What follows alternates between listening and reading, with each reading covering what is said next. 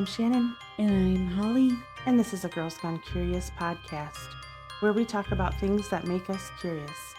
So grab your favorite drink, sit back and relax, because your show is loading.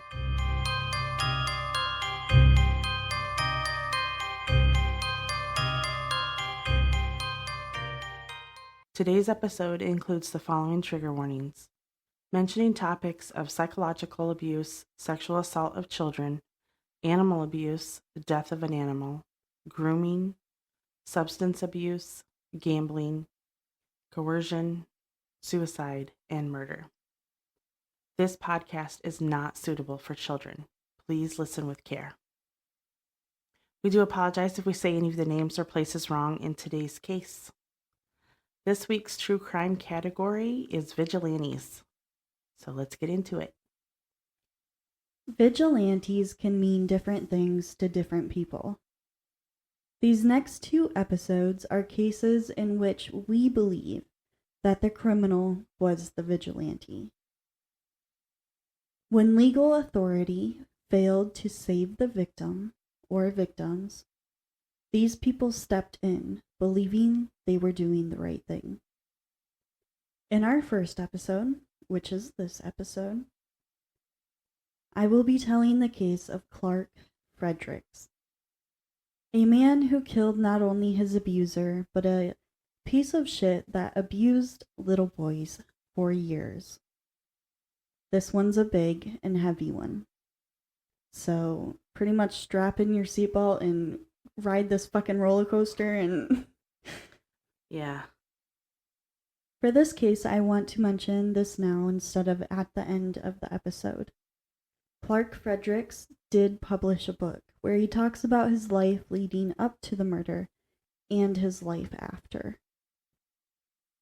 A lot of the information I got was from his book, and also the 10 million interviews he's done. It is called Scarred by Clark Fredericks. I really recommend checking it out.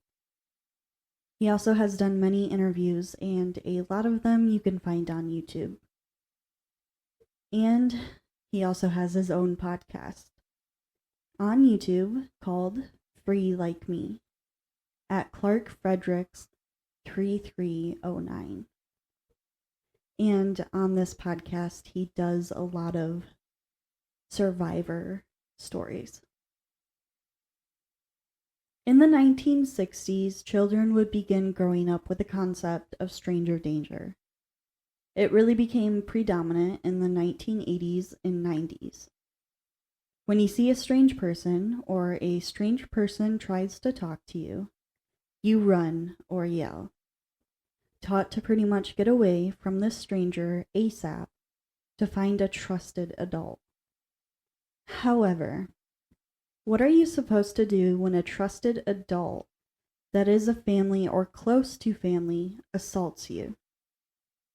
Children are taught to be aware of strangers, but not to be aware of trusted adults.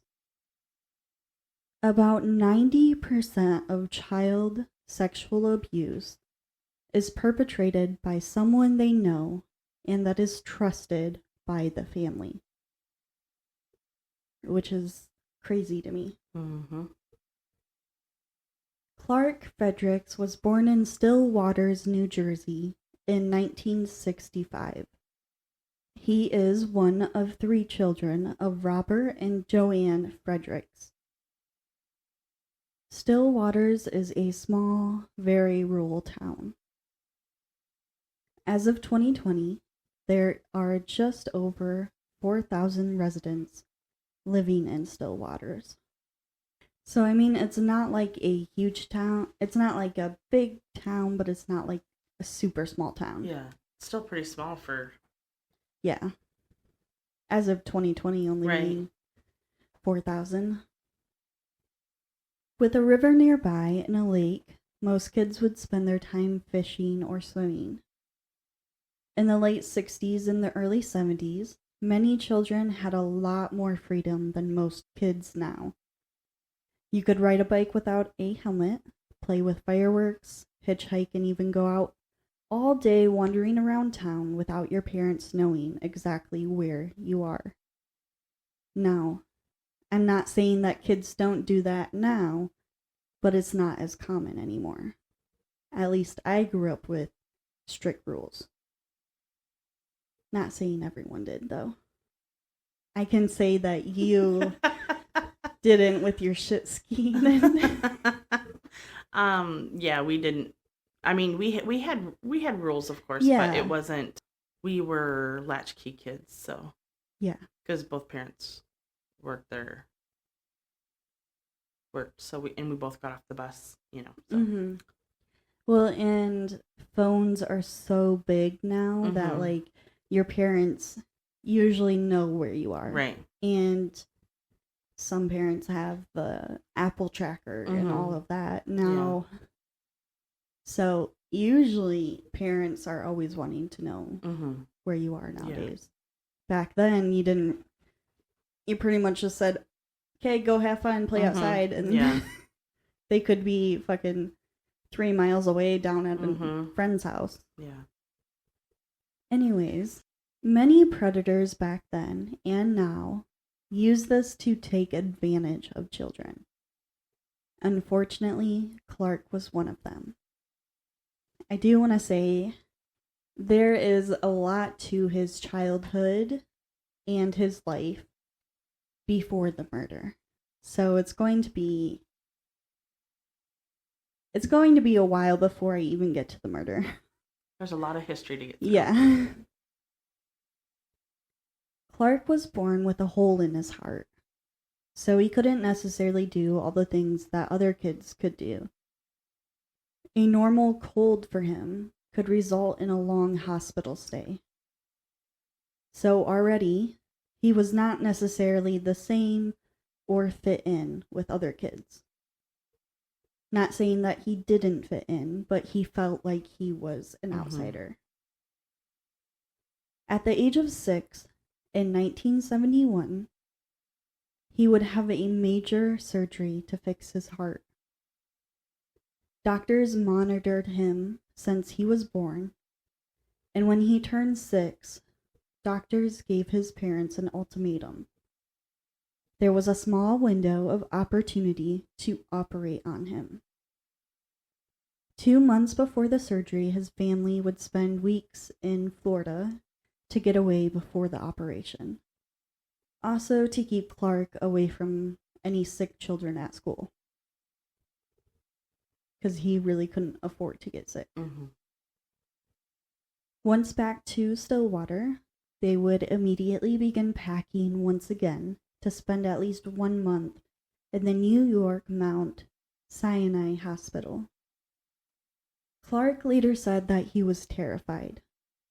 I mean, as a kid, you're going to this big unknown hospital, and you have a doctor come in and describe what's going to happen. I would be afraid. Absolutely, me too. Fortunately, Clark's surgery went well. And after a couple of hiccups while in the hospital, he was eventually discharged and sent home.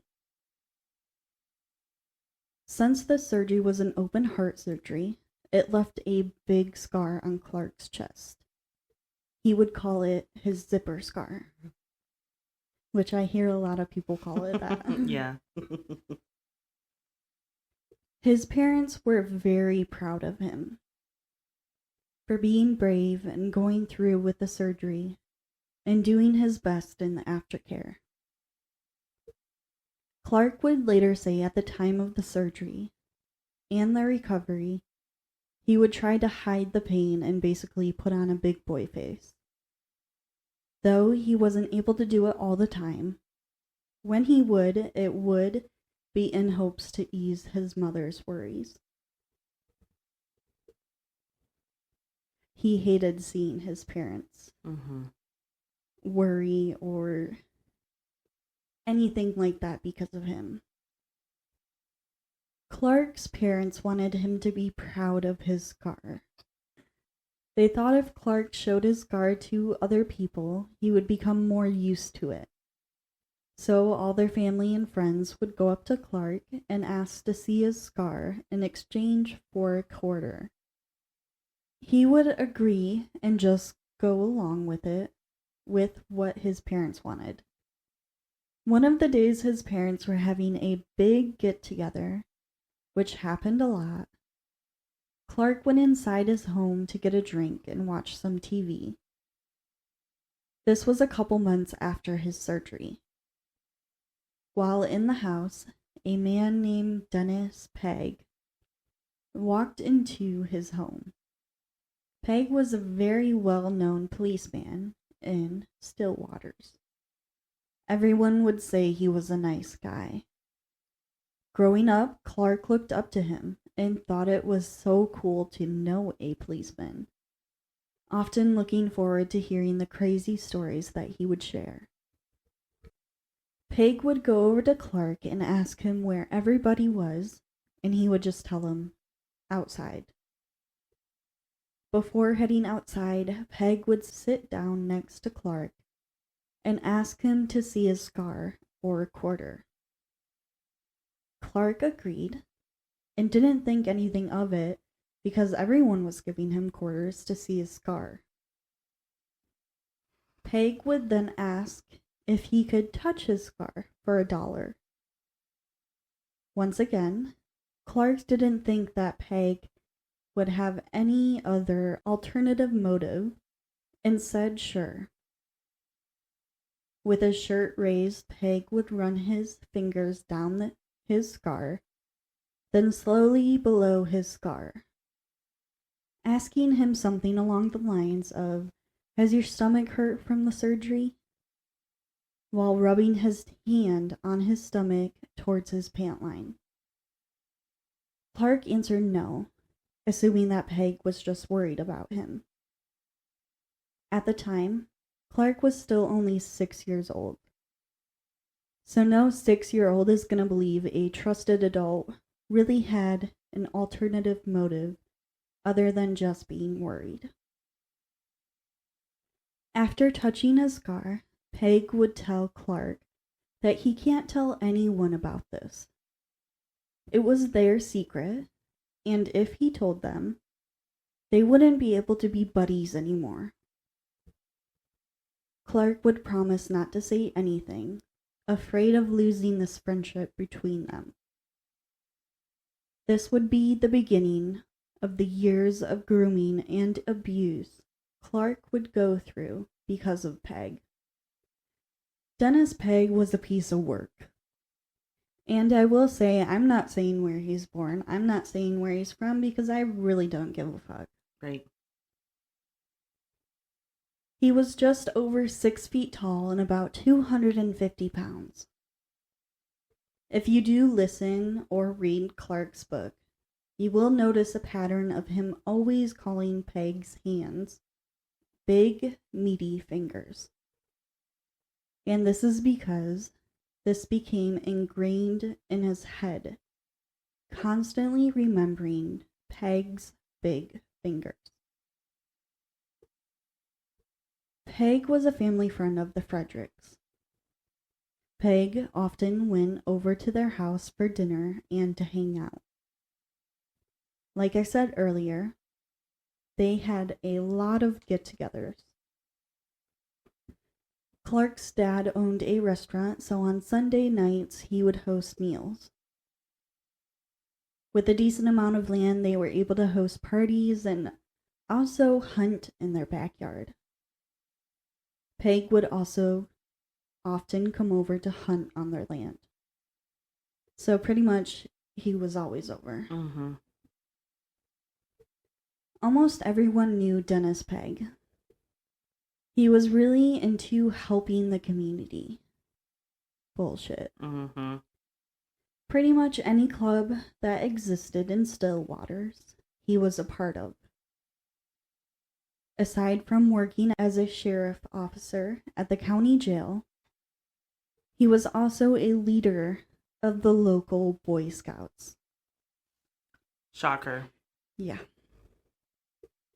He was a weapons professional trainer, a chaplain of the local Allegiant Post, vice president of the county bird watching club, where I doubt he actually watched birds.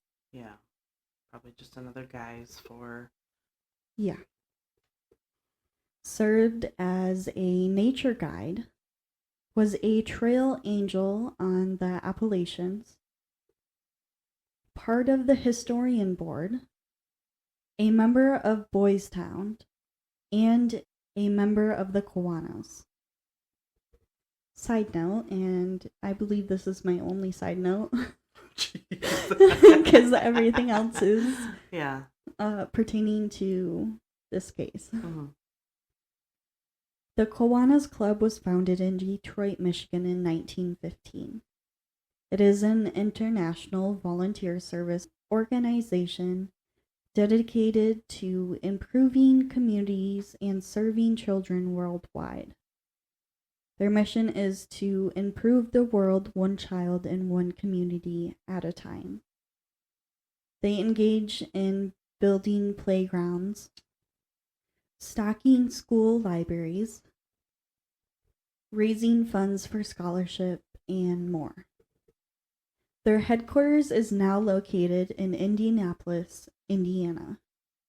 The Kiwanis clubs have clubs in over 80 countries and over 600,000 members globally. They often partner with organizations like UWICF and the Boys and Girls Club of America. Boys Town was founded in 1917 and started out as an orphanage for boys. In 1979, a few girls were admitted. The Boys Town has had a lot of allegations and accusations of sexual abuse. And in 2026, Boys Town was mentioned multiple times in the Epstein Library. I don't believe there are any more Boys Town orphanages, but they do still accept donations online. At least that's what, when I looked it up, there was a site where you could donate stuff. But I couldn't find like any orphanages that were still running. Okay. I could be wrong, but that's what I found. Mm-hmm. And 2 hospitals were opened with the name Boys Town and are still in operation, which is maybe where the money goes. Yeah. Honestly, I don't know. Yeah. Clark believes his family was targeted by Peg. In an interview, Clark said, "Predators have to win over. 1, have to win over their community so no one would ever suspect them. 2, they have to win over the family. And then last, they have to win over the victim." Which completely describes what Peg did. He was seen as an amazingly nice person in the community, and he was friends with everyone. So if a victim did come forward, it would pretty much be brushed off. Or the victims would retract their statement because of the things that Peg would say. I will say that in the beginning, this is how he is pictured. Okay. Later on, he is viewed differently a little bit. Clark already didn't like his scar, but after the first time Peg touched his scar, and what followed, the whole surgery and scar was ruined by Peg. He believed that because he had the surgery, this caused everything else to happen. But in reality, Peg didn't really care about the scar or Clark's health. It was just an excuse to touch him. More like an opportunity to. Mm-hmm. This next part is going to be a series of events that would happen to Clark up until the age of 12. I will say some of these events I don't know exactly his age. Mm-hmm. Some of them I do, some of them I don't. Okay. Clark remembers fishing down by the river that leads into the lake. Groups of boys that would just fish and hang out there.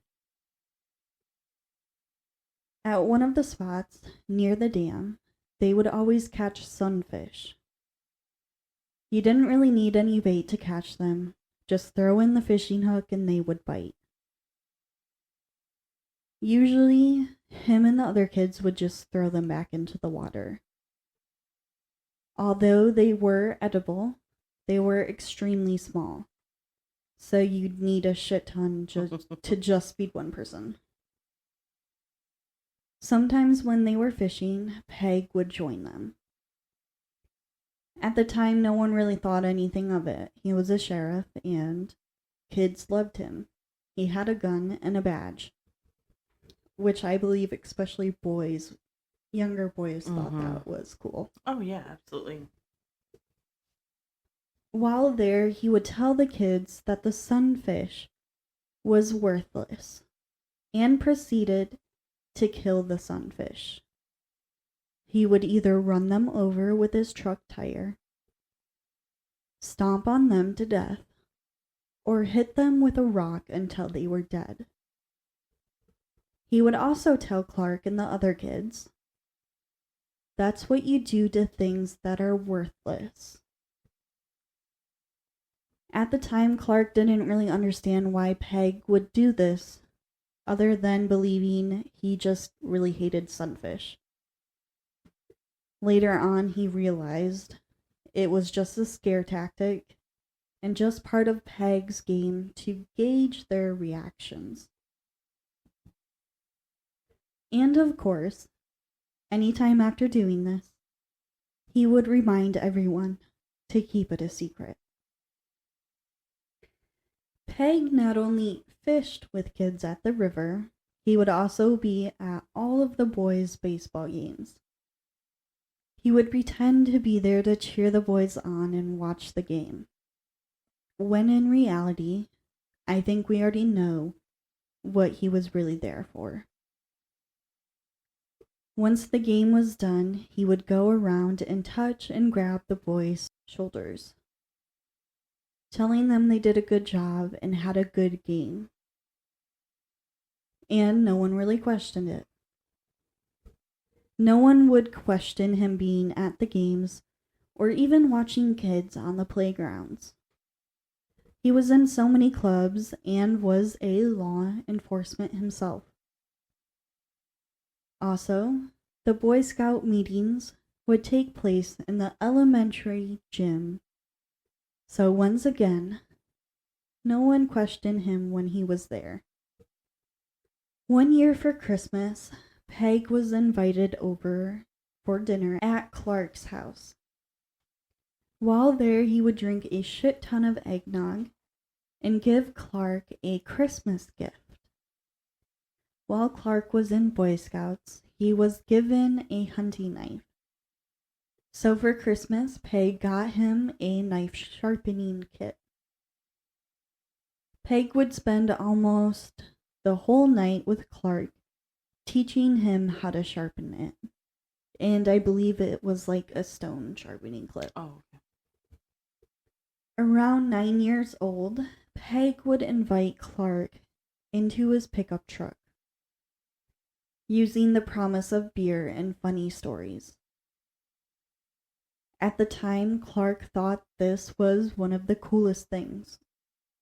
A lieutenant was letting him drink beer. While in the truck, Peg would spin a story.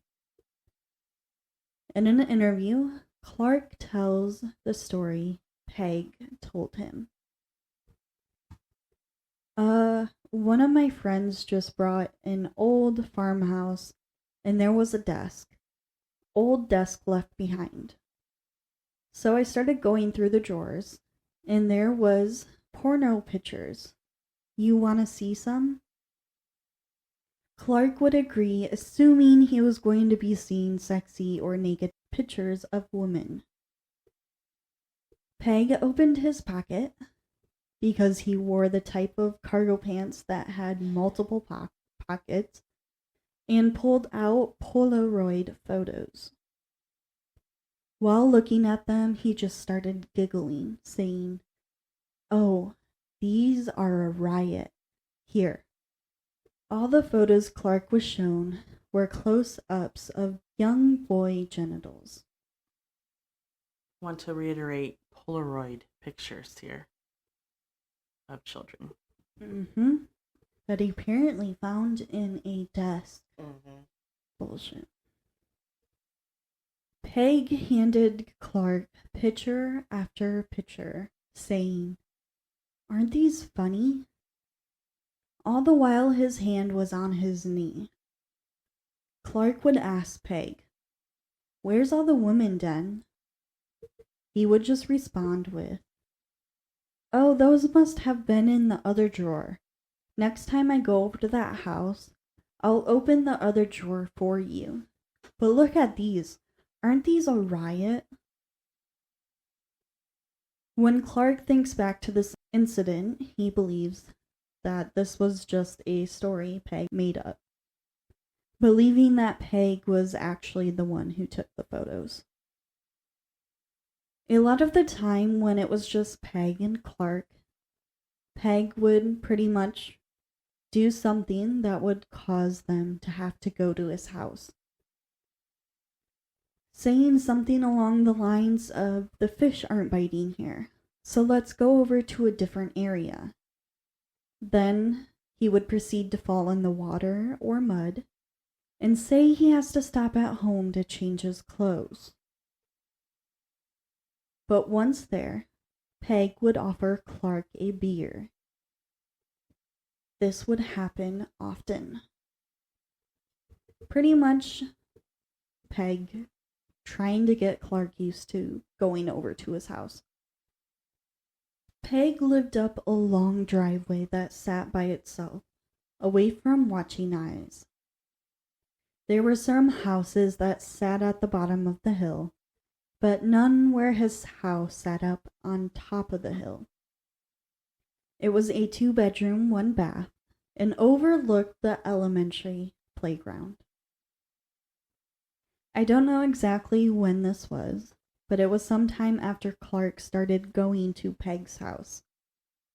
One day that he was over there, Peg made Clark watch him bite a goldfish in half, then swallow it down with beer. What the fuck? He said this was something that he did with his army buddies all the time. Clark believes this was just another tactic to scare him and once again gauge his reaction. This next story is going to be one that Clark always tells in an interview. He was always taking trips out west, and on one of his trips, he said he met the Marlboro Man. If you were up in the 70s and 80s, the Marlboro Man was a fictional character, but on the back of every magazine with a Marlboro cigarette dangling in his mouth. And he was one of the coolest dude imaginable.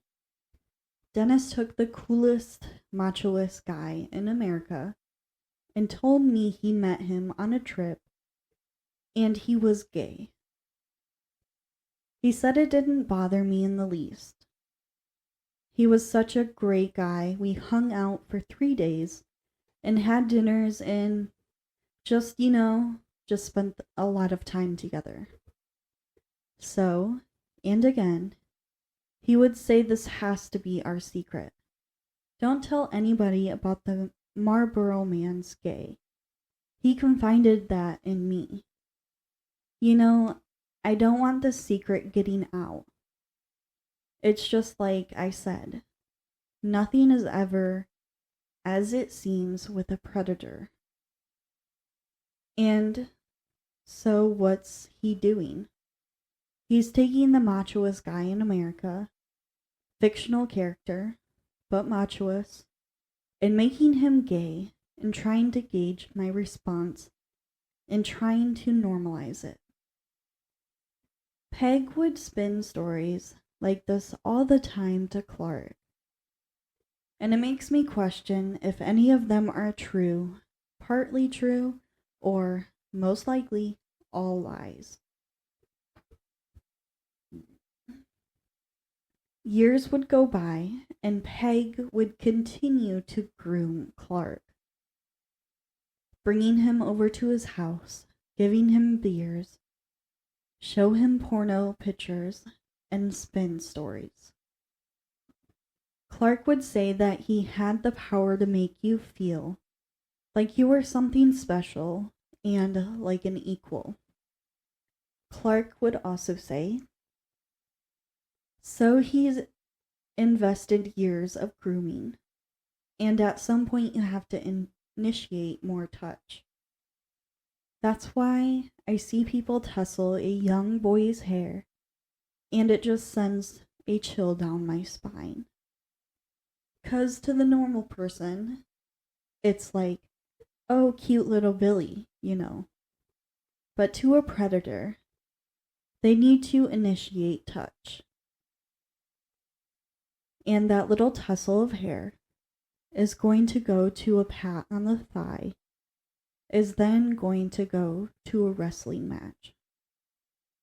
At this point, Peg would tell Clark that he would wrestle with his brother Jay and neighbor friend Jeff. And now he wanted to know how tough Clark was. In the beginning, Peg would allow Clark to have the upper hand. Then like a light switch, his personality changed. It was no longer the nice buddy Peg, but now the complete opposite. A 6 foot and 250-pound man was wrestling with a 10-year-old boy that was smaller for his age due to having the heart surgery and easily becoming sick. Pinning him down, he would yell at Clark to move and squirm more. This would become the new regular routine.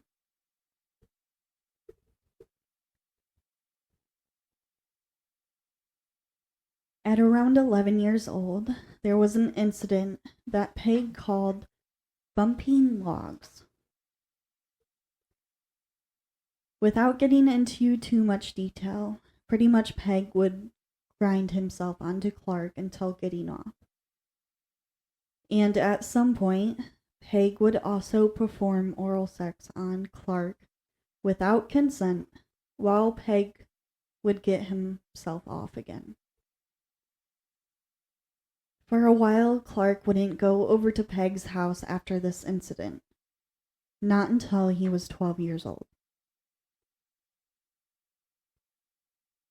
When Clark was 12 years old, Peg would begin to spin a story and create a ruse, convincing Clark to help him, and that Clark was the only one that could help him do this. Peg would say that a friend of his has been misusing a gun, that he was just shooting a gun without knowing if the safety was on or not. So Peg wanted Clark's help to teach his friend a lesson and break his bad habit. Peg wanted Clark to pretend he got shot by his friend by accident. His whole plan was for Clark to act like he got shot and fall to the ground and pretend to be dying with the help of fake blood. However, Peg told Clark that he needed to work on his death rattle. He had to make it sound like he was gurgling on blood. So for days and weeks, Clark would go over to Peg's house to practice his death rattle. While there, Peg would always give him beers or blackberry brandy. And pretty much during this, Peg would tell Clark to gurgle more, do something more that Peg would say that he's not doing enough of. One of the days Clark was over there, the house was extremely hot. It was during the summer, so it was hot outside. But Peg was keeping his house hotter inside than it was outside. Peg told Clark that he wanted to practice the death rattle in his bed. So they did. Then he would use the excuse of it's so hot in here, so let's take off our clothes. After their clothes were off, Peg would bear hug Clark from behind and assault him. During the assault, Clark would cry and scream. And at the time, Peg had a coonhound dog that would howl alongside his cries. After it ended, Clark was sat at the kitchen table and handed a beer. And I do want to put another trigger warning for animal abuse. Peg brought his dog over to Clark and would tell Clark, I want to show you what will happen to you if you ever open your mouth about what just occurred. Peg would beat the dog until it laid motionless at Clark's feet. Clark begged Peg to stop, but he wouldn't. At the time, Clark believed that the dog, named Duke, was being beaten because he screamed during the assault. Maybe if he didn't make any noise, Duke would have still been alive. And to this day, Clark believes that he is at fault for Duke's death. When Clark left Peg's home, he didn't know for sure if Duke died or not, but he believes that he did. Clark wouldn't return to Peg's house until 30 plus years later, so he never saw Duke again. Later on, a female guard who worked at the same place as Peg, the county jail, would get a hold of Clark.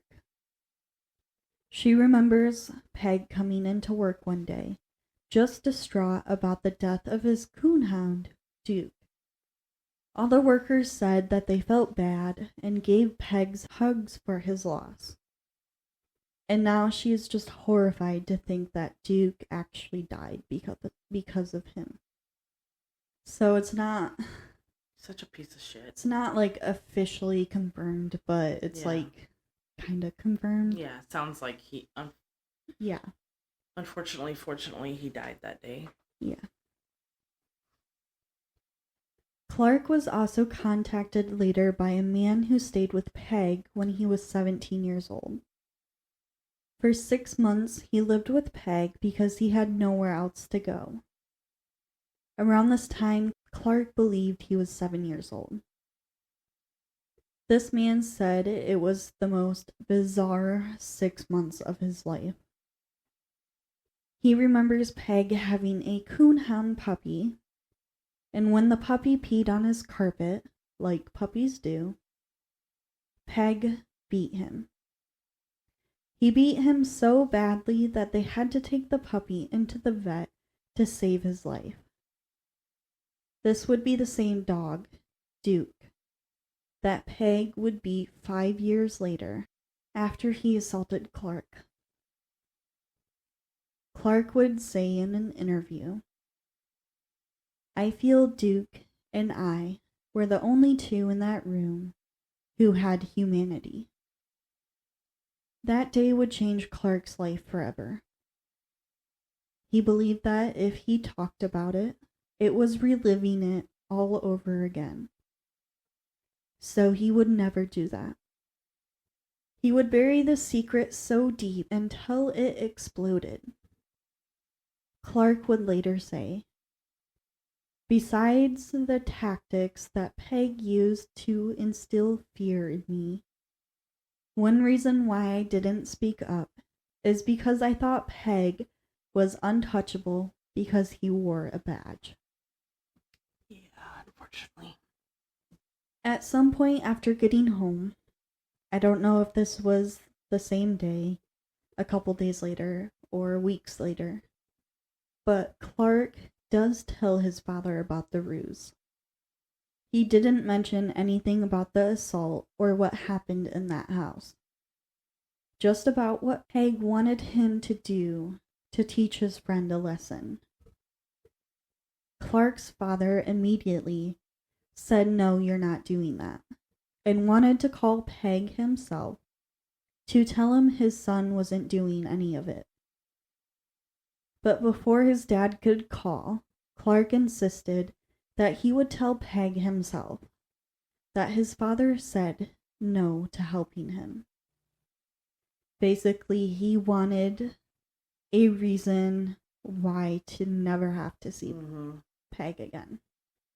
So one of the days, Peg drove by Clark, acting like nothing happened, saying something along the lines of, "Hey, buddy." Clark would tell him what his father said, that he said that he couldn't help him.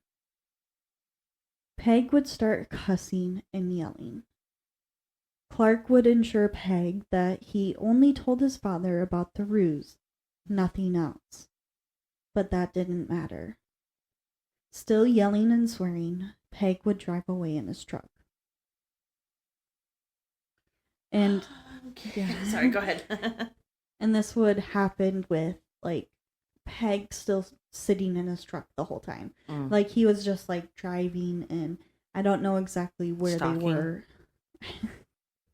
I don't know if it was stalking or if he... It's like driving home from work or something? Yeah, I don't know. I mean, he could have just been driving around looking for any little boy to get in his truck. Yeah. But anyways, he was pretty much just sitting in his car when Clark would tell him what his father said. After this, Clark would quit Boy Scouts and started hanging out with older kids than him.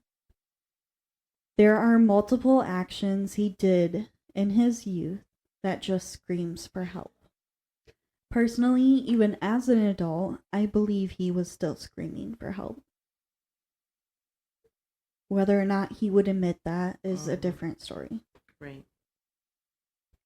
Beginning... he was probably terrified. Yeah. Even still. Yeah. Beginning with the changes in his behavior. Things like playing with fire to the point where he almost burned his house down. Smoking weed and getting drunk before or during school. Almost getting expelled if he didn't clean up his act. Even shoplifting. Just trying to find a way to let out the anger and pain. The most damning being an essay he had to write for class. It was titled, "Being a Slave." It was about a fictional character that represented him that was a slave on a slave ship.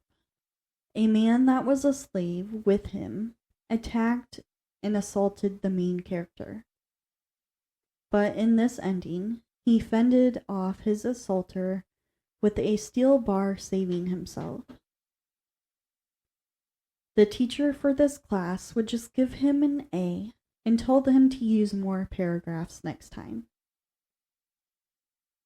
So you're telling me when this high school kid writes about being raped, that's just a passing grade? Yeah. And you just need to use more paragraphs next time? The only person to really notice a change in Clark was his father. Over the years, on different occasions, his father would ask Clark if he was assaulted. Clark would deny everything. He felt shame and pain from what happened to him. He didn't want to be seen as the kid who was messed up. His father would take his no for his answer. And at this time, Clark was 13 years old. But it wouldn't be the last time he would ask Clark about it. Rumors would begin to spread about Peg and what he did to little boys. Peg would wait at the county jail until young inmates would get out. With nowhere to go, Peg would offer them a place to stay until they could take care of themselves. Once he brought them to his house, he would attack them after they fell asleep. Some would just freeze, and others would run. The ones that ran would hitchhike from some of the locals and tell them what happened. And this is where the rumors, not really rumors, would spread. But of course, you still have those people out there that they're just rumors. Yeah. The second time Clark's father would ask him if he was assaulted by Peg would be after visiting a donut shop. A woman who was working there at the time would mention that her son was assaulted by Peg. Her son was the same age and in the same grade as Clark. Once they got home, before asking, Clark's father would tell him that he would never have to go testify or go to court if he didn't want to.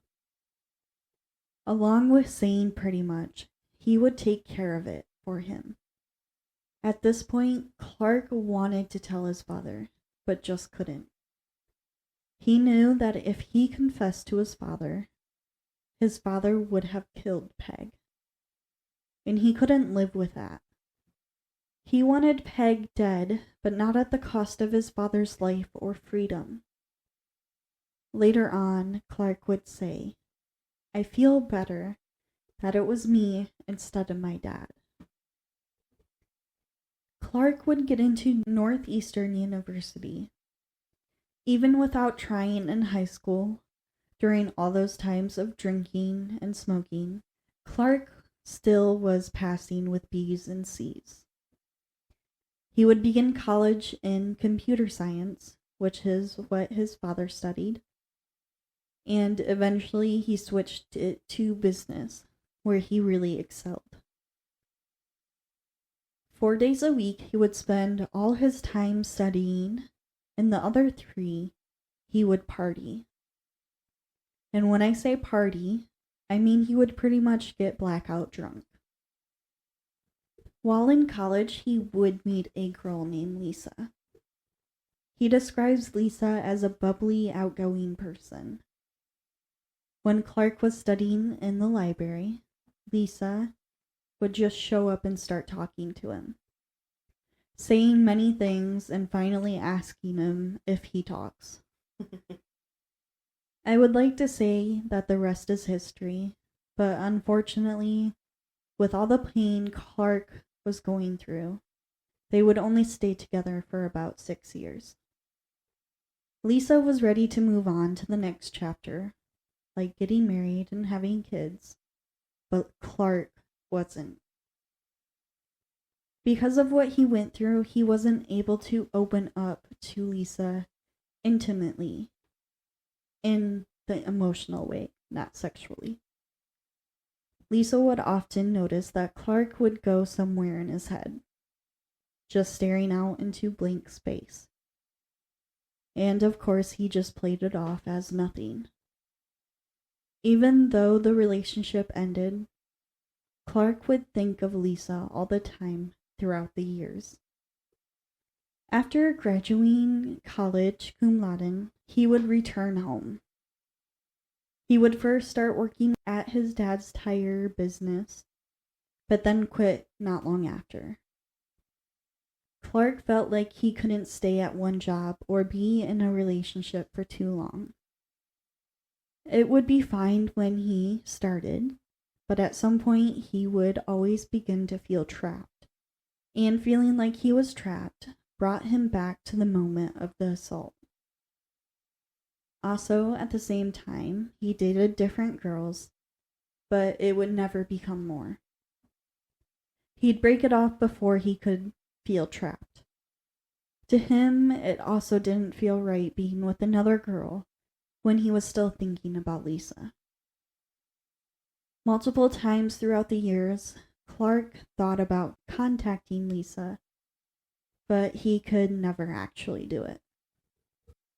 One of the jobs Clark would get into was flipping houses and selling them, but it didn't have a steady paycheck.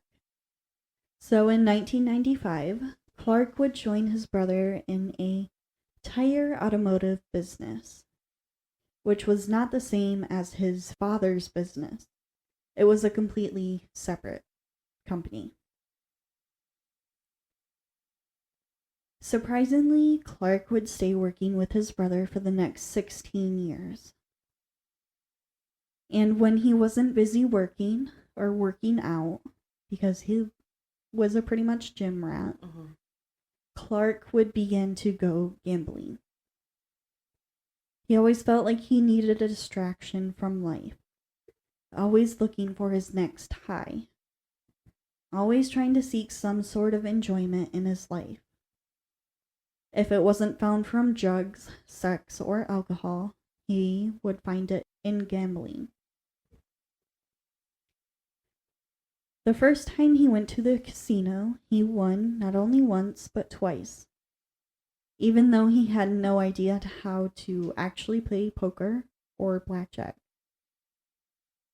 After winning, he would go home and spend the next 6 months studying the game. When he felt he was ready, he would return to the casino. He would win a lot and also lose a lot.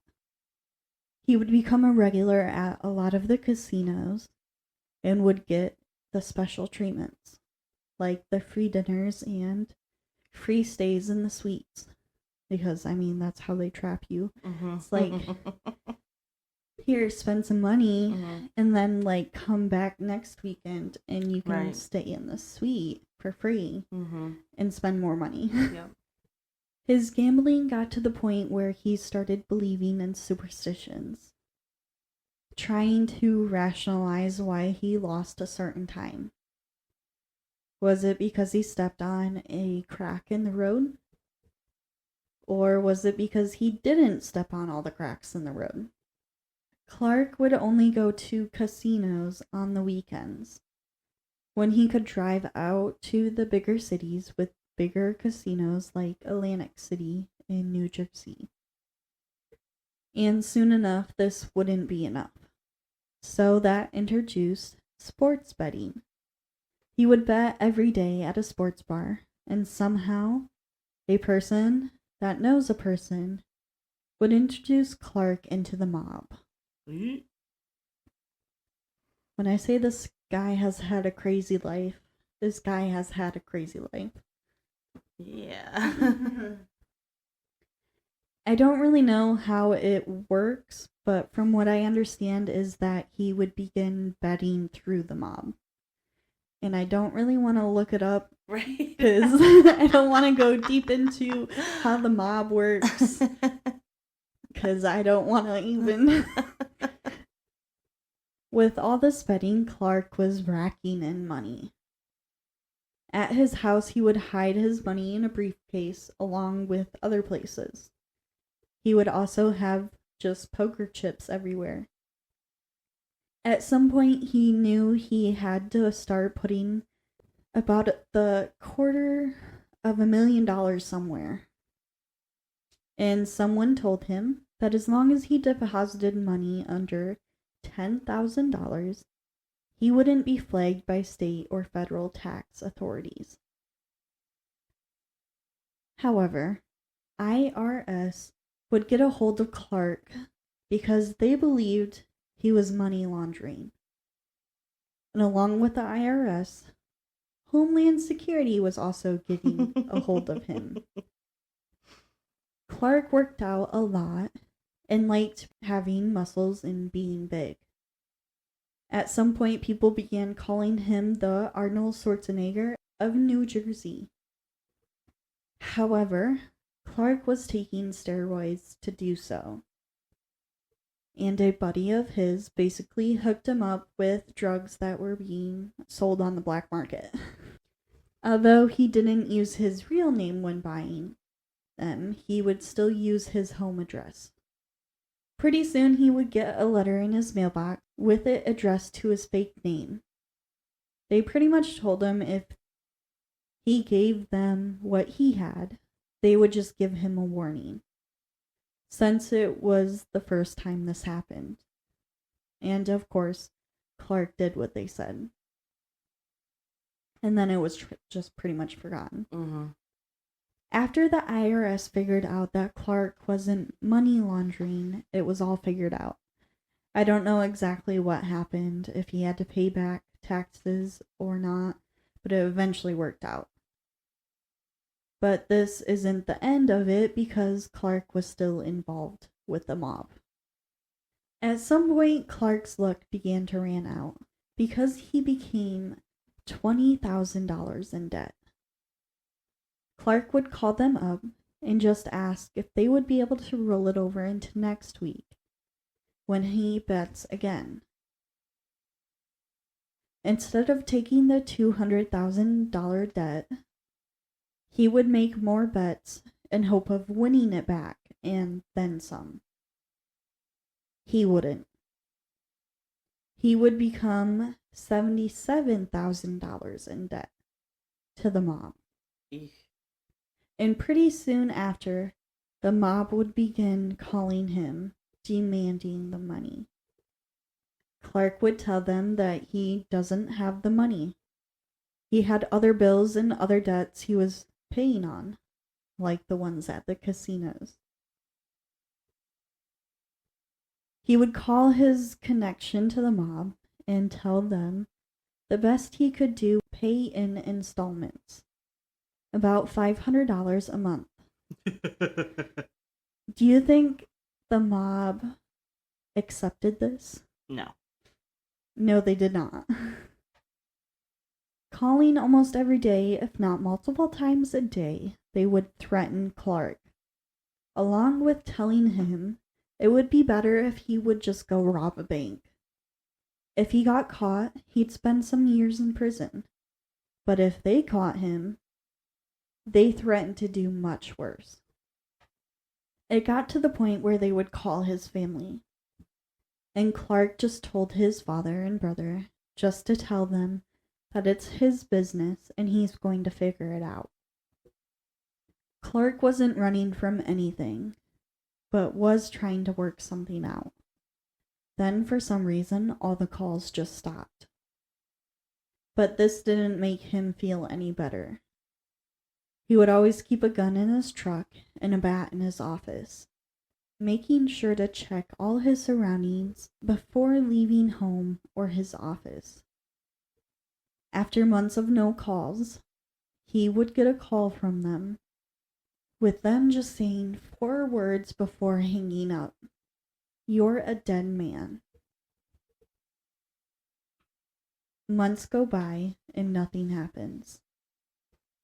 But one day, he was at his brother's shop, because both of them had their own shop, but it was the same business, just different shops in different areas. Mm-hmm. He would get a call, which was weird because it was the shop phone that he got a call on. No one would have known that he was at his brother's shop, not at his own shop. A FBI agent called him up to set up a meeting with him that next Thursday at 3 p.m. At first, Clark didn't believe that this was an actual FBI agent.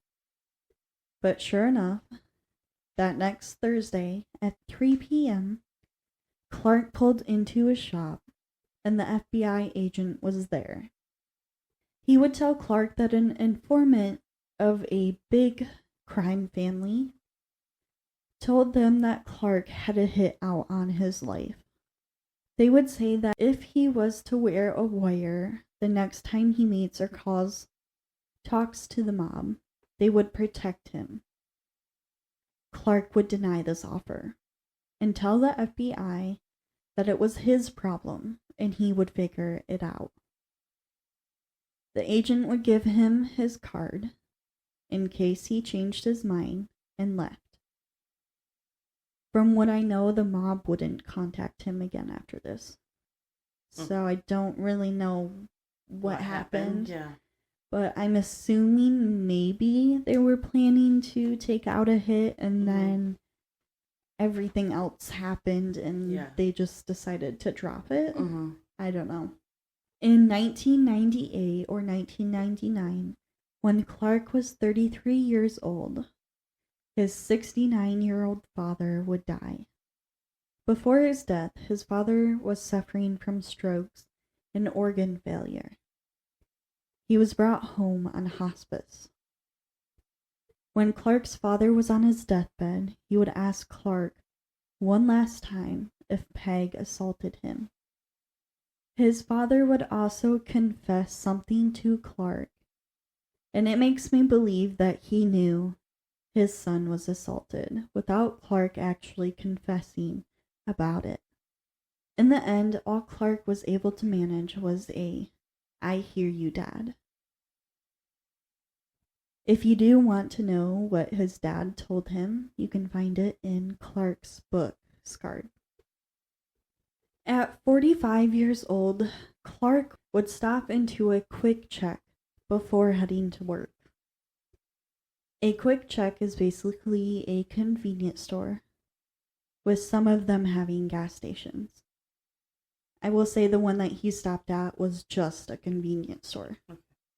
He was making a coffee when the doorbell rang, meaning another customer was coming in. Clark looked up and would see Peg. Instantly, his body began having a panic attack. Clark had seen Peg around town only a couple of times, the last time being 10 years ago, when he was drinking at a bar with his friends. While at that bar, Peg came in and said something like, "Hey, buddy," and put a hand on his shoulder before walking away. Clark chugged the rest of his beer and told his friends that they needed to leave right away. He wouldn't run into Peg again until this incident at the Quick Check. The thing that set Clark off the most was that Peg had a young boy with him. And this boy would call Peg by the same nickname that Peg would make Clark call him. Clark would say this ripped open everything. He would pretty much run out the door, leaving everything he had grabbed where it was. As he was leaving, Peg noticed him and called out to him, and Clark would just ignore him and get into his truck and take off. Over the next couple of days and weeks, that encounter is all Clark could think about. Thinking, what part or stage of grooming was he at? Was Peg giving him beers and showing him porno pictures? Or was he already wrestling with him? Clark would show up to work late, and I believe he got into an argument with his brother Jay and other workers. It would end with Clark just walking out and not coming back. And I believe it was something along the lines of, they were saying like, he's always coming in drunk, he's late, and then he would just pretty much get a lecture from his brother, and they would fight and he would leave.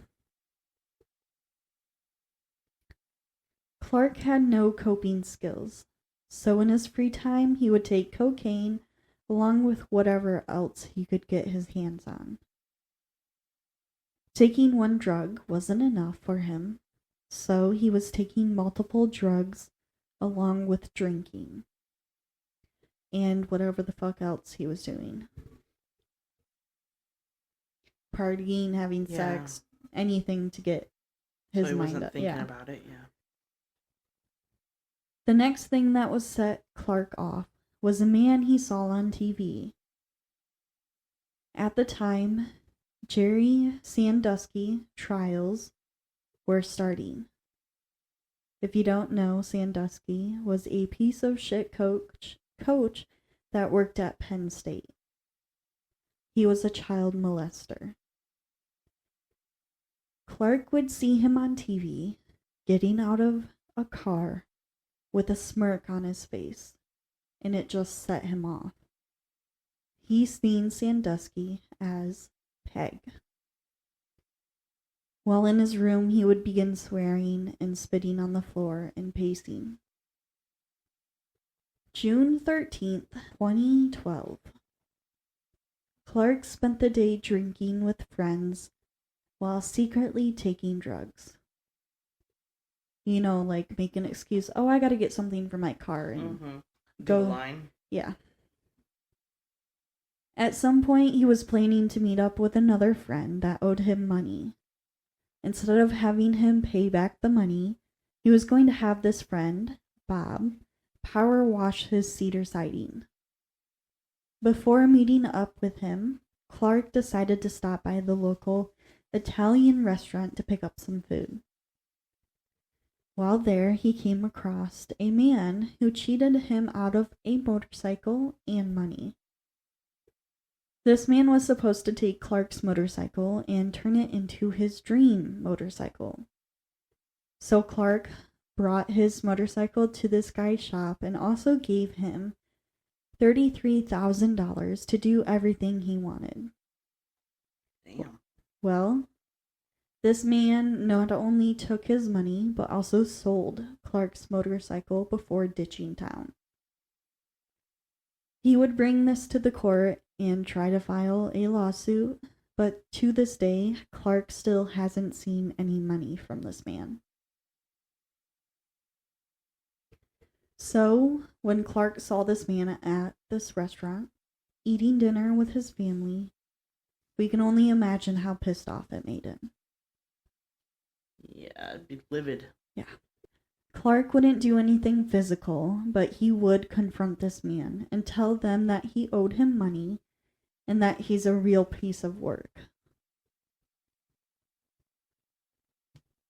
Now, this doesn't really seem like it's related to his friend coming over, but when Clark does get home and meets up with Bob, he tells him what happened. Bob would say to Clark, "That guy's got to be number one on your hit list." For once, for whatever reason, Clark would say, "Actually, he's number 2 on my hit list. That piece of garbage who raped me as a young boy is number 1.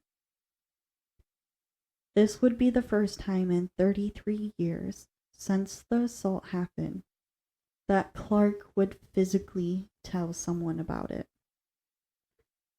For what seemed like ever, these two men were just staring at each other. Bob breaks the silence by saying, "Are you for real or are you messing with me?" Clark responded with, "Yeah, for real."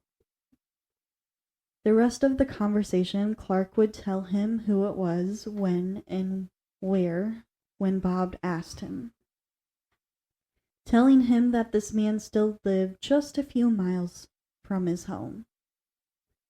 This conversation would end with Clark saying, "It's time to confront this guy." Peg was retired, but he still worked as a firearm instructor. In Sussex and Morris counties, any law enforcement had to go to Peg to get their firearm license certified. So Clark knew he had guns and knew that they had to bring something in case it goes sideways. Clark would grab his Boy Scout hunting knife that was in peak condition from always sharpening it, and Clark gave Bob a steak knife from the kitchen. In reality, Clark had no plan. He just grabbed a knife and went to confront Peg. Around 9:30 to 9:45 p.m., they would pull into Peg's driveway. Bob stayed in or near the car while Clark went up to the front door. The front door was open, but there was still a storm door shut. And it was like middle of summer, so it was hot, and so like small towns do, you just leave your front door open and have the screen door shut. Unlocked. Yeah. Ripping the storm door open along with breaking the door hinges, Clark stepped inside.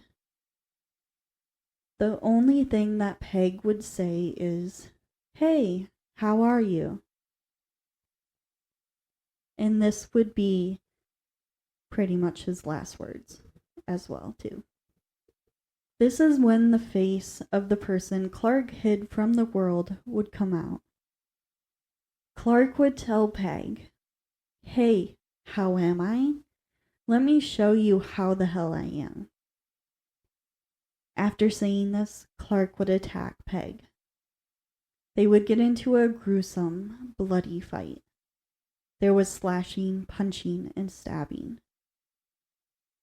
At one point, Peg punched Clark in the face and he lost his balance.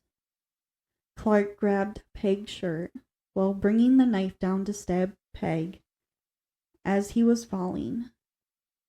The knife would stab through his own hand and into Peg's chest. Only minutes would pass, and at some point, Clark gets Peg up against a wall. Both of them eye to eye, and Clark said, "It's not so fun raping little boys now, is it, Dennis?" Then Clark would slit Peg's throat. And this may be too much information, but his head is almost decapitated. Solid. Yeah. Might be too much for some people out there, but... Yeah. But you know what? Yeah. Bob would be standing in the doorway witnessing everything. And pretty much like in... What the fuck? Oh shit. Right. I don't believe Bob was expecting a murder to happen. Yeah. Yeah. Clark would tell Bob to go get the car and he'd be out in a minute. Walking to Peg's bedroom, leaving one single bloody blueprint in the doorway, Clark would spit on his bed. And Clark would later say that he doesn't necessarily know why he did it. He just knows he had to do it. Mm-hmm. And I will say when Clark came out of the house to go to the car, it almost looked like Bob was taking off. Trying to do probably just get the fuck away. Yeah. What the hell did I just witness? So yeah. He's probably trying to, bail. But the car would get stuck in the driveway. So Clark would get in the driver's seat and make Bob push the car to get it unstuck to make sure that Bob wouldn't take off and leave him. Mm-hmm. Once unstuck, Clark would head back home, driving with only one hand. When the knife went through his hand, it wasn't through his palm, but through the side of his hand.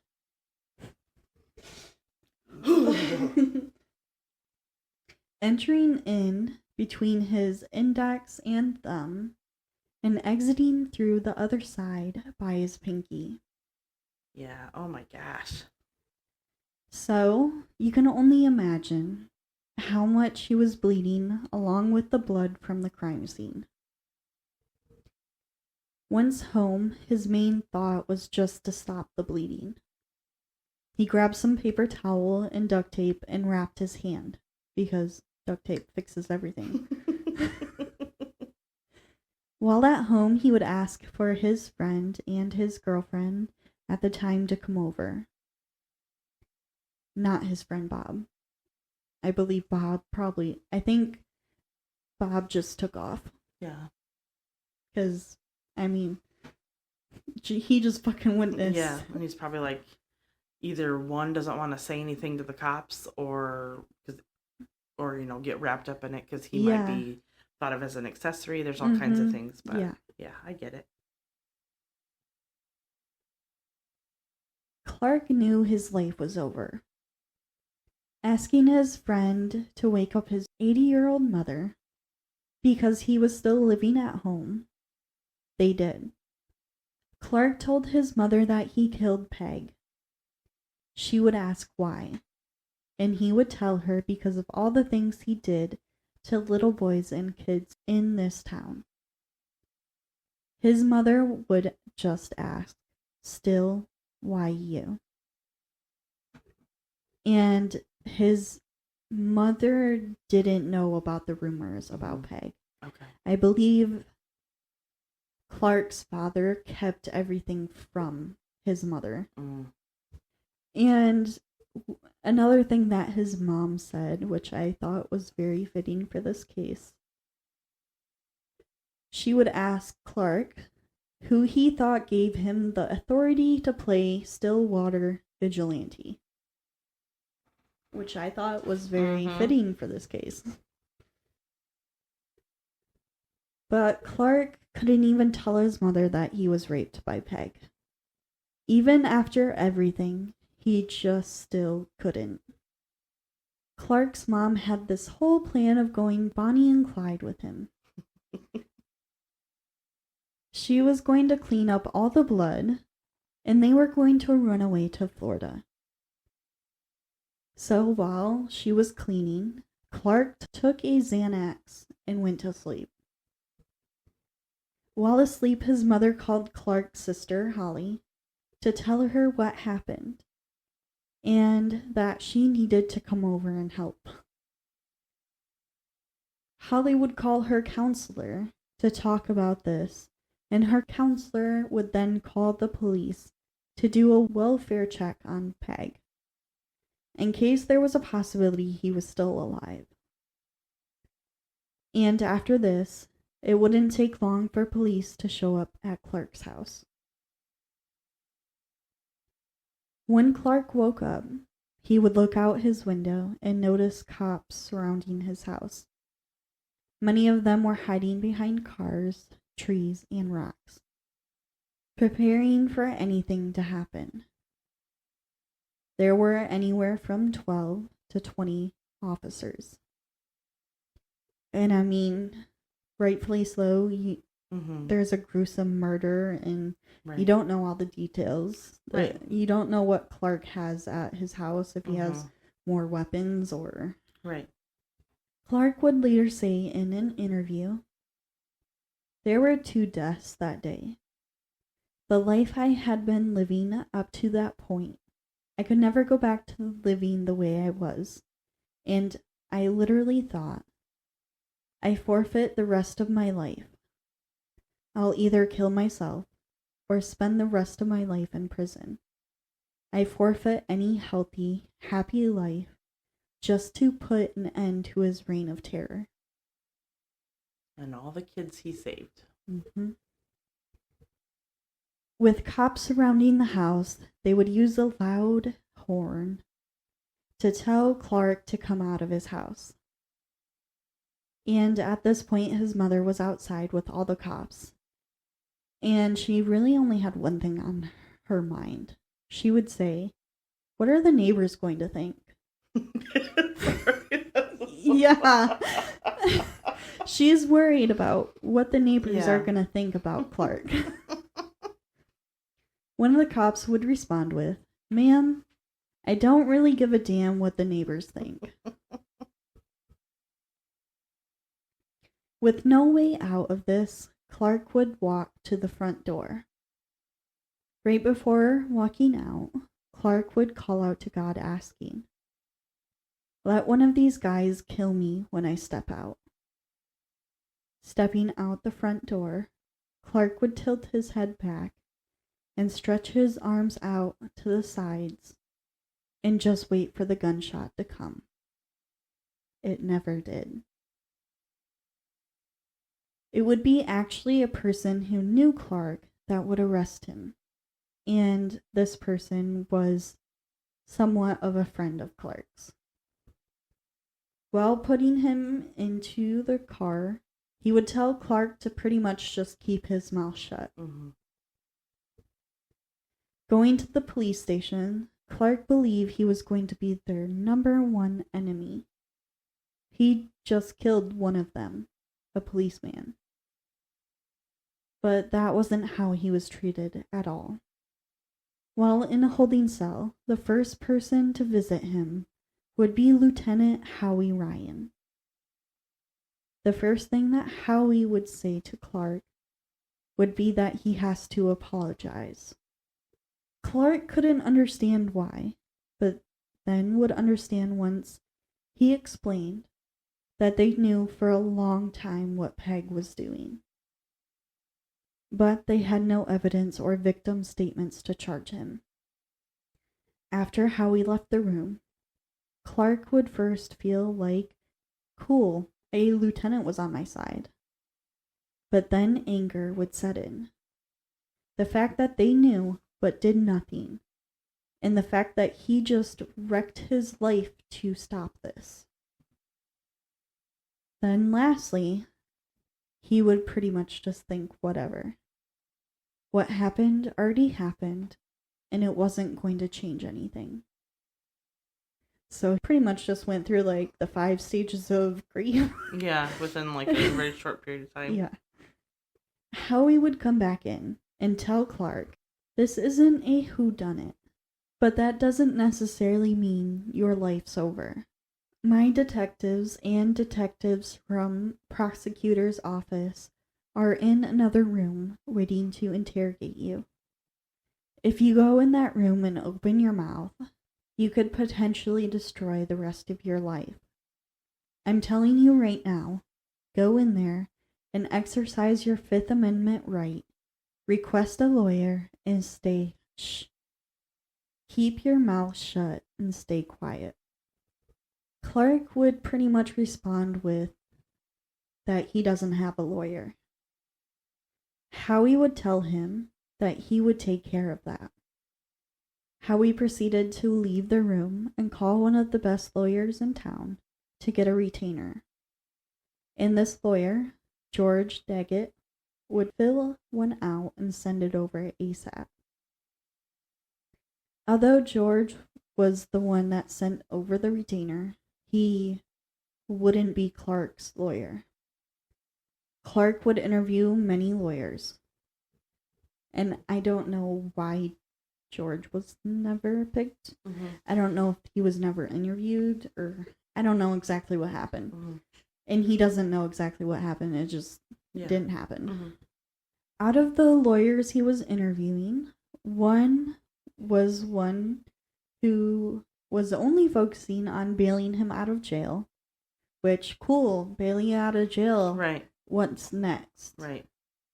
And another that had many popular cases, but lost them all.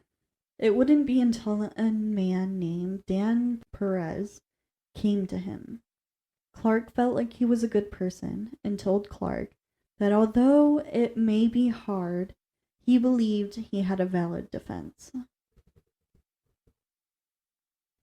Clark would spend a lot of time in county jail.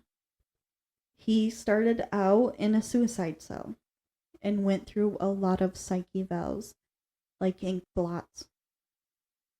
While there, some of his biggest supporters were law enforcement.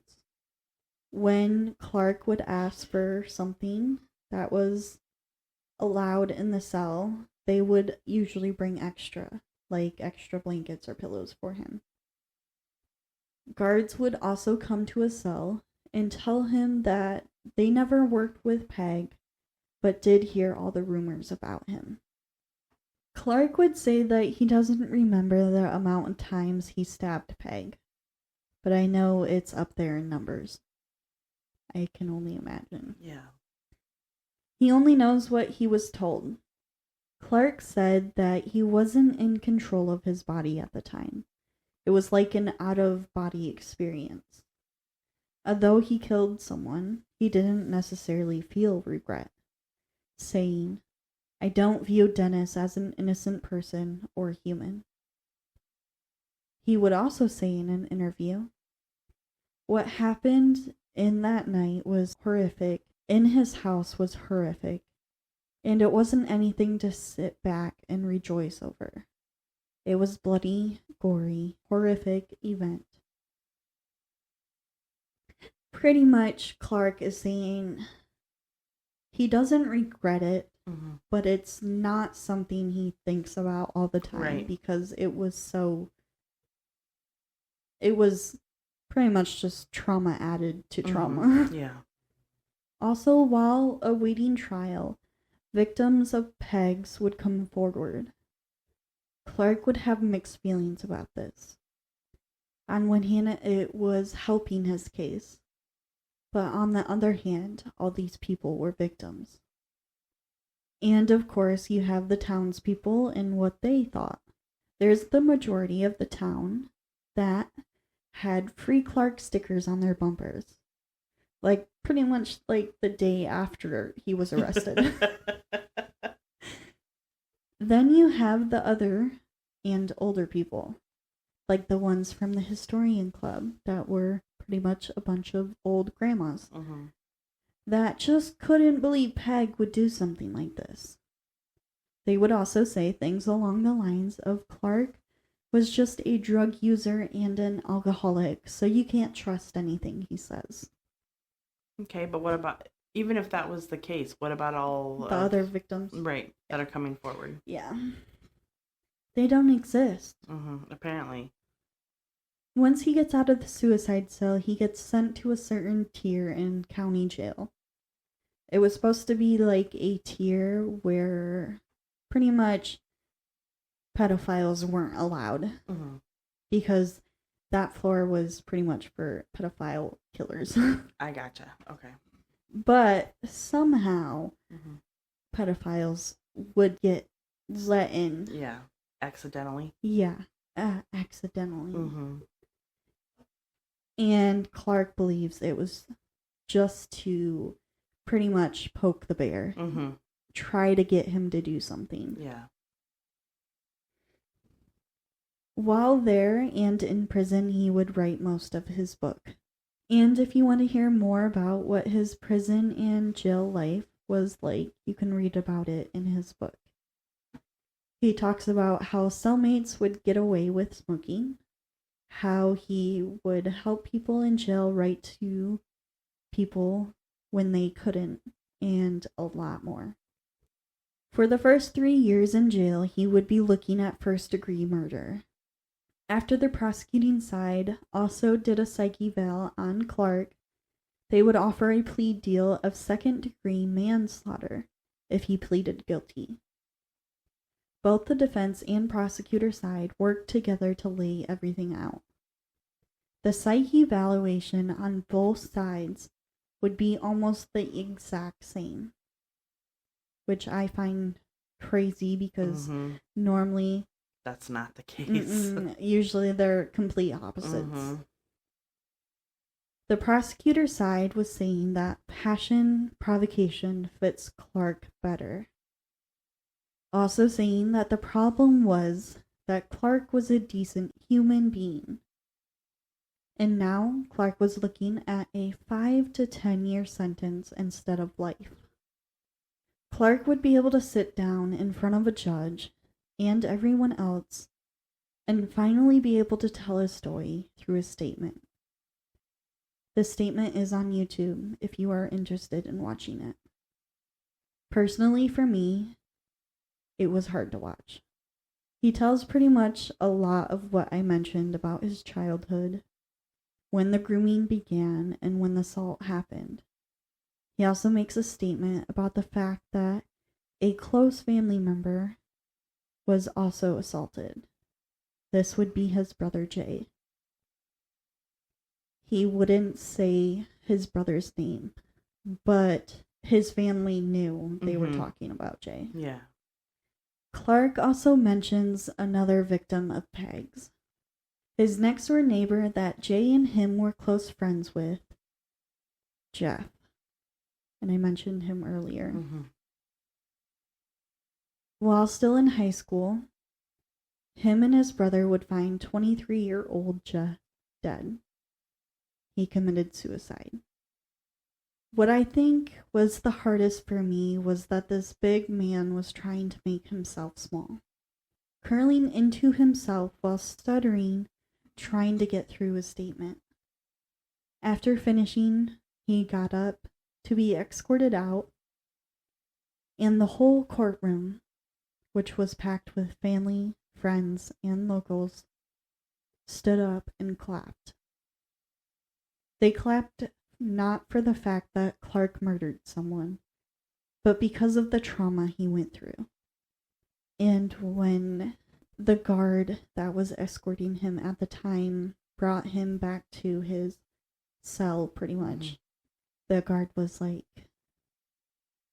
he had never seen that happen before. Yeah. He was finally able to, he came to terms with his assault, and he was able to finally say it out loud. Yeah. He was able to start his healing journey. Yeah. Clark was sentenced in December of 2015. He was expecting the maximum sentence of 8 to 10 years. However, the judge would only give him the minimum of 5 years. The judge said he knows that the only reason why he did it was because of what happened to him. He would also apologize for having to send him to prison for even one more night. Clark would serve the rest of his sentence and get out in January of 2017. His niece would pick him up from prison, and the first thing that they did was go have a big breakfast at a diner. And I'm talking like Clark had sausage, bacon, pancakes, everything. Toast, hash browns. Yeah. Because, I mean, you're in jail and in prison, you only get... Said he got one meal a day, and a lot of it, I think he said, was ramen, possibly. And then every, Sunday, they got a chicken leg. He does talk about more, his prison life, I said. In the book, yeah. With no other choice, Clark would go back to his home where his mother and brother still lived. They didn't necessarily want Clark to move back home because of his brother, Jay. When Clark was arrested, it opened up Jay's trauma. He would lose his business and go through a divorce, moving back home with his mother. He would begin drinking heavily. On February 8th, 2023, Clark would find his brother dead in their home. At first, Clark believed Jay took his own life, but it is believed he drank himself to death. Clark did CPR until responders arrived. They would try to revive him for over an hour, but unfortunately, they weren't able to. Getting back into normal life was hard for Clark. Being in prison changes you. It took him a while to reintroduce himself to society. Eventually, he joined a church of a man who held religious meetings for prison mates. This is where he would first share his story. Well, technically the second time, but yeah. The first time he would share his story and make a public appearance. After this, he would slowly begin to share his story more, in hopes to help people and to prevent them from doing what he did. Eventually, he would work as an advocate for 2 years, helping to change a law. The statute of limitation law for child abuse significantly amended with the Child Victims Act.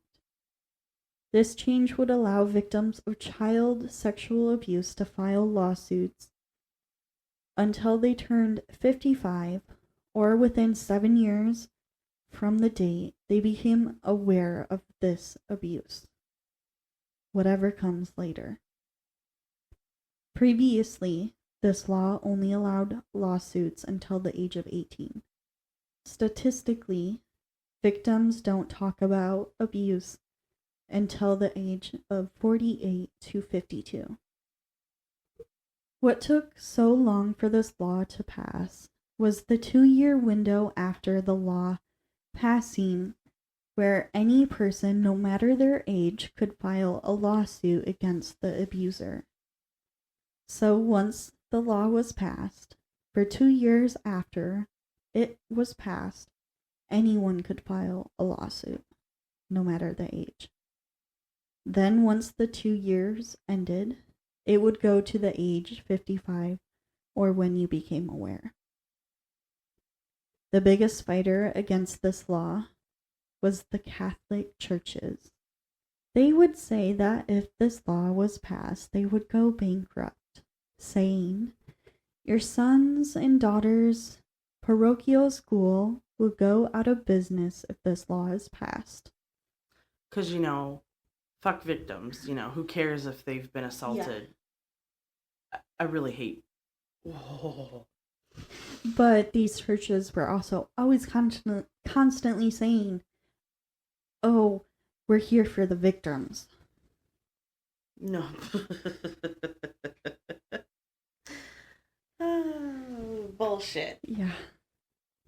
I'm not saying that every church and every religion, every Catholic, every Christian, whatever you are, I'm not saying it's bad.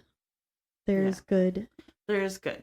But for someone to come out and say that the school will go out of business if this law is passed, which basically means I don't give a shit what I don't give a shit what your son or daughter has been through.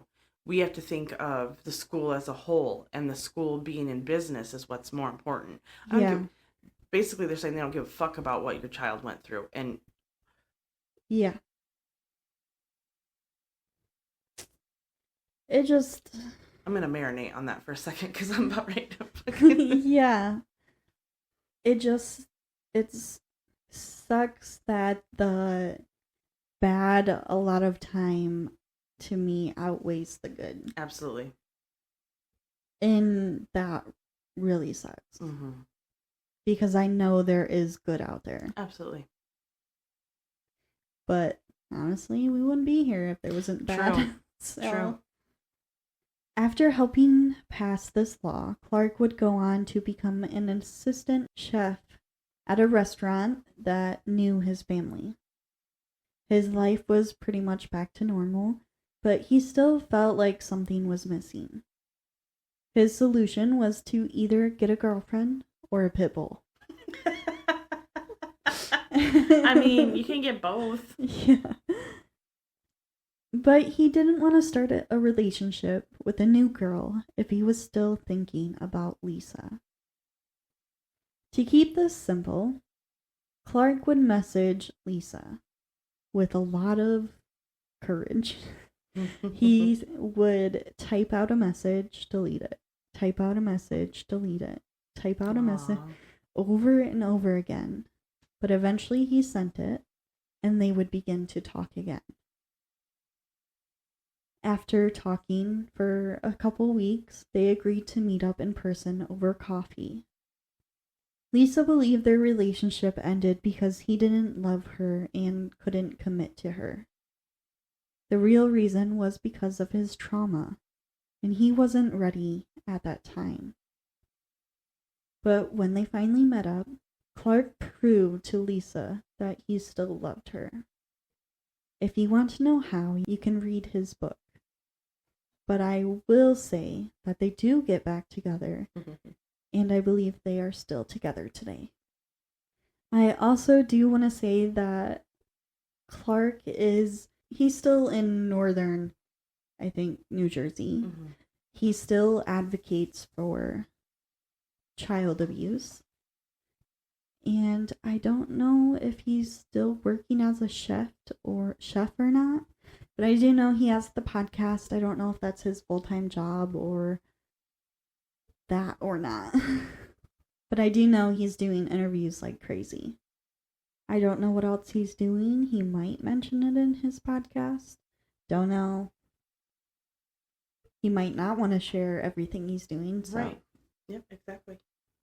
If you were to ask Clark why he killed Peg, he would say, the short answer is he's a monster. Long answer is that he had a 45-year reign of terror in our little town of Stillwater, New Jersey, raping boys.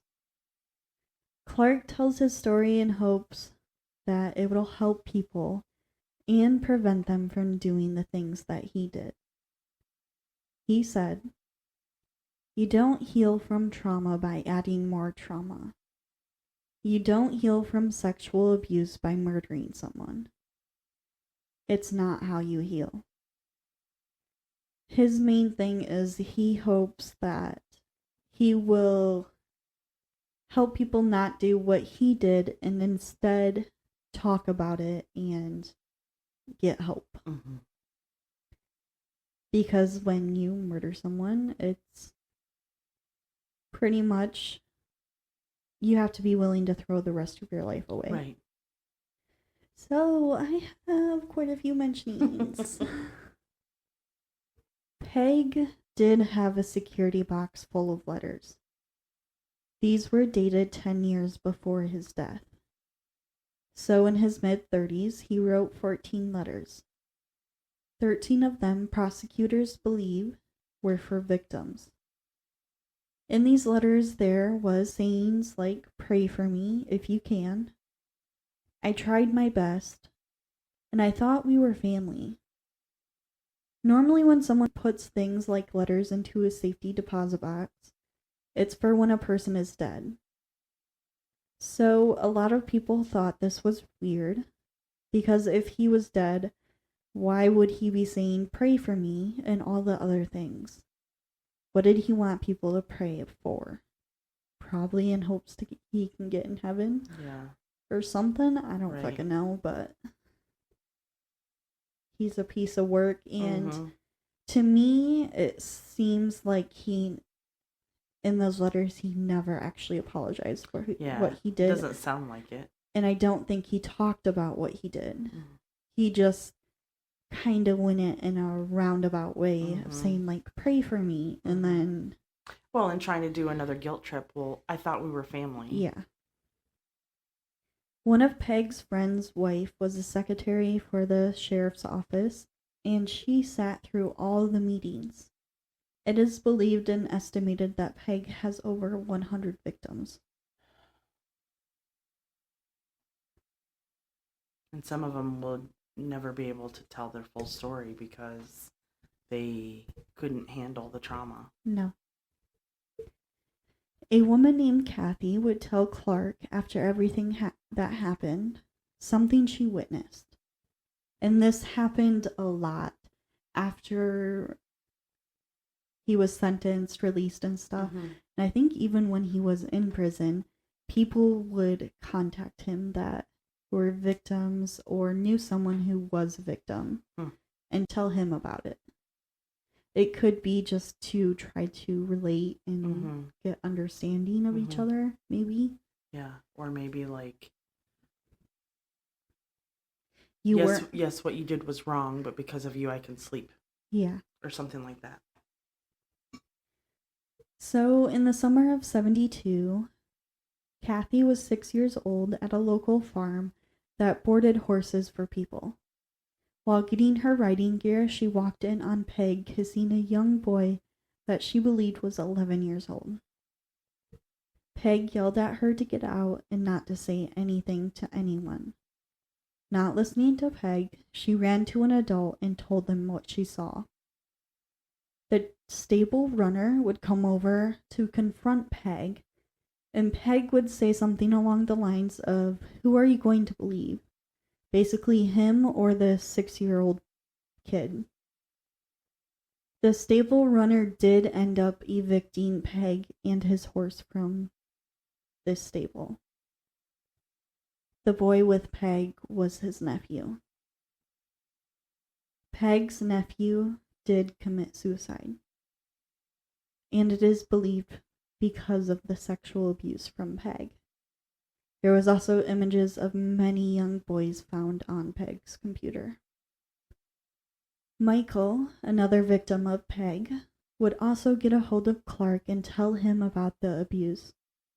Him and his mother did go to the police station and filed a report on Peg when it did happen, but shortly after retracted his statement because Peg threatened them. And finally, after everything came out, I think Michael was able to finally, bring it to the court and do something about it. I think he did do something. I can't quite remember exactly what. But if you want more details on that, it is in his book. I know I said that 10 times. That's where you gotta find the extra info. Yeah. I thought I would mention that Peg's family only really said one thing. And that is, Dennis is not here to defend himself. We will never know the absolute truth. Gross. Yep. Fucking disgusting. Normally at the Still Waters police station, they would wear a blue ribbon and raise a flag out front for when another policeman dies. For Peg's death, they did neither of these. I mean, that doesn't really take away from the fact that they all knew and didn't do a fucking thing about it. I get maybe the younger policemen that just maybe got into there. Yeah. Because if they're newbies, or even if they're not newbies, they're newer, they don't have much standing ground. Right. But the lieutenants and all of those, they should have fucking did something. Okay, moving on. If Clark didn't go through enough shit, a man by the name of Ernest Hemscoot would write an article about Peg and Clark. He, of course, was friends with Peg. In this article, he praised Peg and bashed Clark, pretty much saying that rape victims are lowlifes. I tried to find this article, and I can't fucking find it. I think it got deleted or something. I can't find this article. So I have nothing nice to say, so I'm not going to say anything. I will say Ernest is dead. He died in Florida from something. I don't know what. And if that's not enough, around the time that Clark got home from college, his grandmother that lived in Naples, Florida, was raped and killed, which just pushed him further off the deep end. Oh my God. Yeah.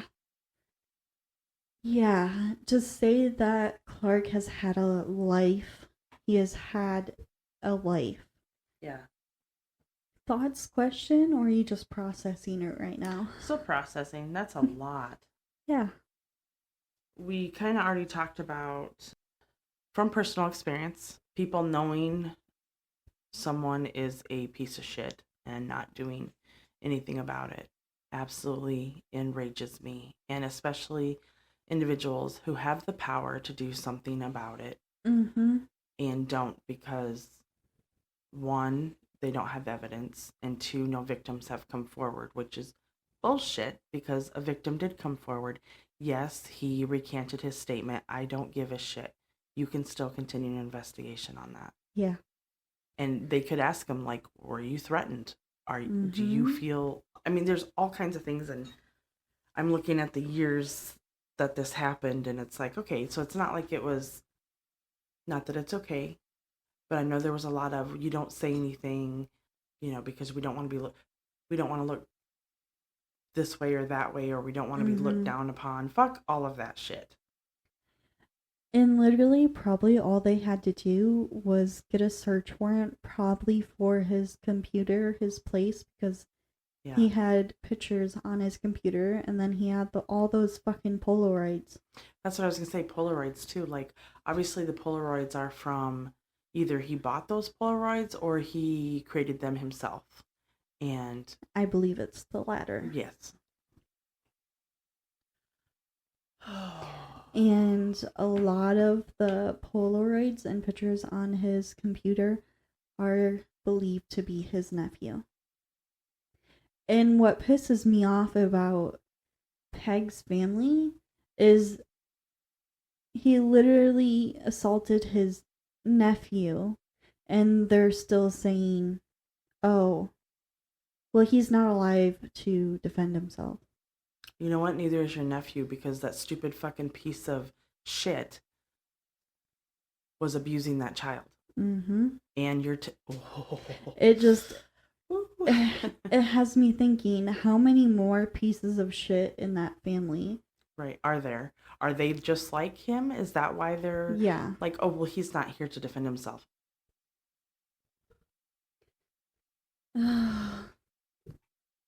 There's a reason why he's not here to defend himself, because he fucking... Yeah. I honestly believe that if it wasn't Clark that didn't do it, there was going to be another one that was going to do it. 100 victims? Are you freaking kidding me? Yeah. Over 100 victims. I mean, even one is too many, but what the ever-loving fuck? You can't tell me that nobody, just because he was a fucking officer and whatever the hell other bullshit cover-up stuff he was doing. This is really pissing me off. I am like sweating. I am going to take off my ring because I'm getting really pissed. Yeah. Just because, like, yeah, I'm having some serious, like, personal fucking... Yeah. Okay. We good. We good. And I think Clark was the person who did it because of everything else that was happening in his life. Yeah. And the fact that he bottled it up for so long.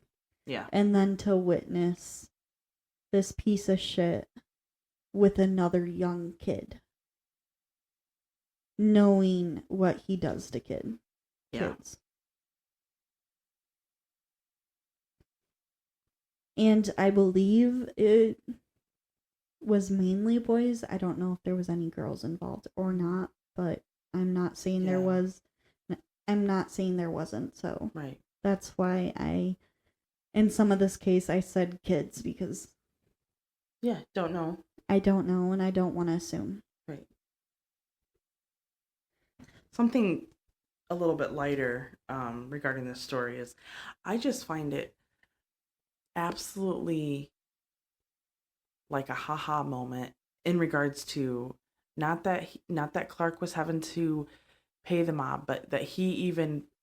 I mean, I understand I can imagine when you're in that scenario and you don't have any money, but to like, hey, can I make a payment? Yeah. Can I make a payment arrangement? So what Clark did was I don't know how long he processed this. I don't know exactly when he called the mob back, but he did get a hold of a number and called pretty much like Gambling Anonymous. Okay. Mm-hmm. Something whatever, like that. Whatever it's called, where pretty much addiction to gambling. Yeah. He called the number and he told a group of ex-gamblers that were also addicted to it everything that was going on, and their best suggestion was to offer payment, 'cause that's what he could do. Yeah. And I understand that. I just think it's interesting. It's like, hey, yeah, I know you want this money, but all I can do is make payments. Right. And they're pretty much like, no. You think you can make payments to the fucking mob? But there is, in his book, there is a lot of, like, there's serious moments, but there is, like, funny moments. He makes some laughter out of his trauma.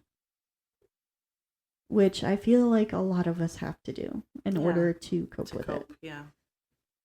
I agree. Anything else? No, those were the only two things Yeah.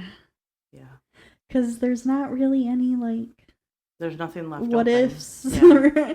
There's so much fucking information, and Yeah. honestly, this is just a little bit with it, a little bit of it. Mm-hmm. A lot of it, I mentioned it, but I didn't go into detail about it like he does. Right. Because in if his you book. want that information, go get his book, Scarred. Yeah. Or go to his podcast. Right. Free Like Me on YouTube. Yep. Or go watch the 1,000 of interviews that he did, because there's a shit ton out there. Mm-hmm. I will recommend to watch the interview on YouTube of the YouTuber Rotten Mangoes. She did. I enjoyed. I mean, I didn't enjoy hearing right, but she did a good interview. Yes.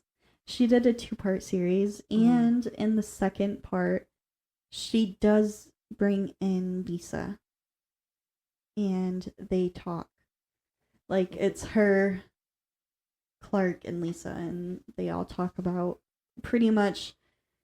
She asked Lisa, what were your thoughts when this pretty much person that your ex that murdered someone gets a hold of you? Yeah. What were your thoughts? Yeah. But it was very interesting to watch. So I would check that out as well. My only thought as questions is, what the fuck? Like always. Yep. This was a heavy fucking case, and I will say I cried quite a few times while researching this. I do want to end this case by saying a quote that was in Clark's book. The scars we bear are not marks of shame, but maps of survival. If you or anyone you know is or did suffer from child abuse, please call or text the number 1-800-422-4453. 1-800-422-4453. If you or someone you know is suffering or did suffer from abuse, please call the number 1-800-799-7233. 1-800-799-7233. Or text START to 88788. If you are struggling with mental health, substance abuse, please call 988 or 1-800-273-8255. Our hearts go out to the victims in this case and all individuals affected. With that is all we have for today. Thank you for listening.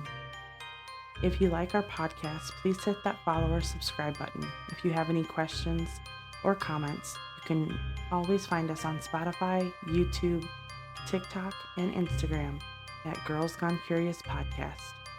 Until next time.